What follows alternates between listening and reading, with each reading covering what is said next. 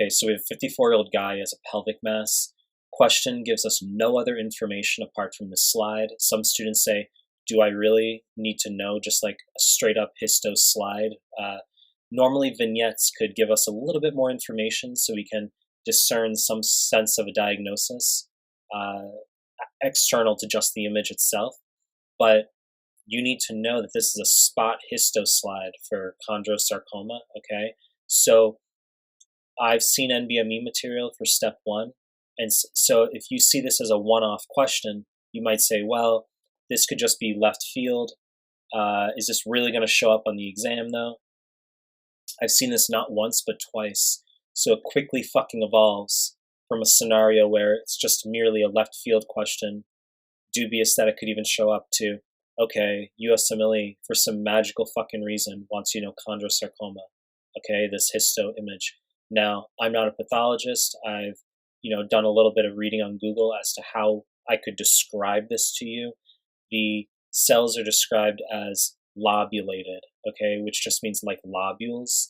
You can see they're clear in appearance, okay, and this background, this fuzzy ground glass-esque background, is a hyaline cartilaginous matrix, which makes sense because this is chondrosarcoma is a cancer of cartilage, okay? So lobulated cells on a background of hyaline cartilaginous matrix, that's the image we're looking at here. Just spot histo slide for chondrosarcoma for step 1. Chondrosarcoma is third most common cancer of bone, multiple myeloma being number 1, and osteosarcoma being number 2. Chondrosarcoma classically males in the range of 30 to 60 is what I read, but you can get it younger, and you can get it in association with other disorders such as Paget disease, etc. So I would not fixate on demographic as though that's so crucial. I really would just know this histo image for step 1. So let's look at some of the other answer choices now. So this is multiple myeloma. Multiple myeloma is a cancer of plasma cells. You can see the image is very different. And the clock face chromatin, highly characteristic, okay? So this image, this is also high yield for step 1. If you don't know the histologic description of clock face chromatin, like if you haven't heard that colloquialism before, you wouldn't know to look for it on the USMLE. So they show you this slide here, and it could be in someone who has hypercalcemia, back pain, generally someone over the age of 50, a high ESR, and lytic lesions of bone. These types of things are buzzy for multiple myeloma. But then they could show you this image. They could just say, 54-year-old dude who has back pain, and his calcium is 11. Normal range is 8.4 to 10.2. I'm just preaching hypotheticals, and then they show you this slide, and you say, okay, well that actually, it sounds like multiple myeloma, the vignette, that's clock face chromatin. Then you're looking around in the image, and you're like, yeah, that looks like clock face chromatin. So plasma cells, okay? You would do a serum protein electrophoresis as your next best step in diagnosis, which would show an IgG spike, okay? It's your M protein spike, but it's usually IgG. A lot we can chat about each of these diagnoses. I'm just going to move forward. So this image, this is osteoid osteoma.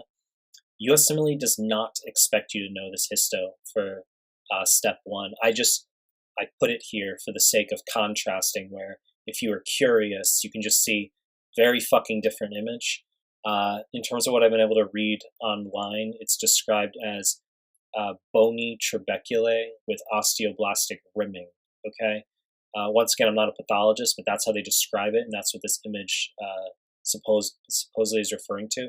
I can comment that osteoid osteoma, one of the notable details about it, not only is it benign, but USMLE, if they do give you a vignette of it, they like to mention something about how pain is relieved by NSAIDs.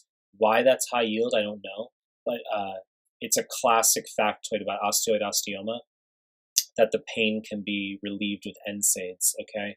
So those are often prescribed for patients with osteoid osteoma.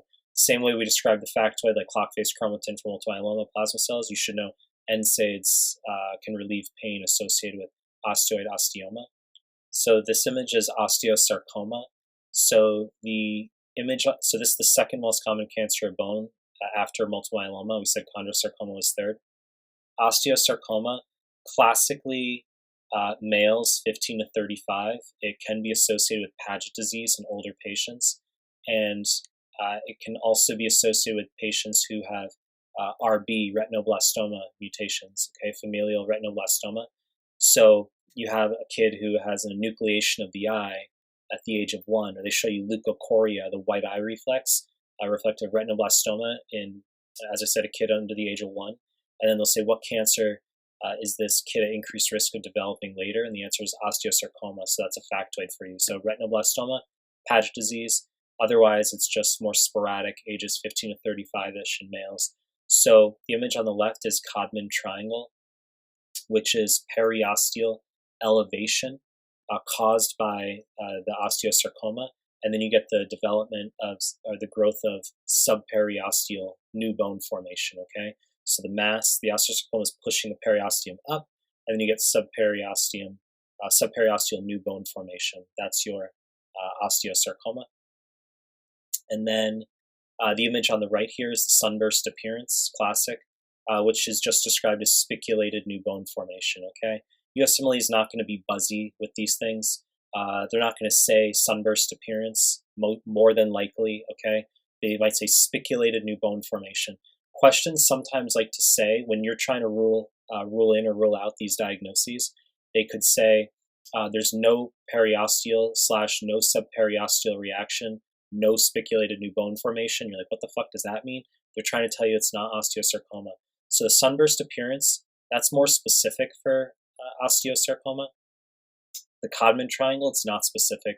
It can be seen in other diagnoses, including Ewing sarcoma, which is a pediatric bone tumor. Now, looking at prostatic adenocarcinoma, USMLE does not expect you to know this histologic image. I just show it here for contrast. You can see it's glandular in appearance, okay? And it could, by all means, be metastatic prostate cancer in a guy who's over the age of 50. I mean, why not? Very, very, very common, actually, for USMLE questions to have metastatic prostate cancer. So if we're looking at the histology in this type of question, where there's relatively little vignette, you can just see that the prostate cancer is glandular in appearance. Whereas if we go back to our chondrosarcoma, we can see that we have these lobulated cells on our background of hyaline cartilaginous matrix. So that's pretty much it, okay? I think your take home here is just the value is just saying, okay, didn't realize chondrosarcoma was a high yield image. All right, I should know that, okay? So that's your main summary for this question. That's it.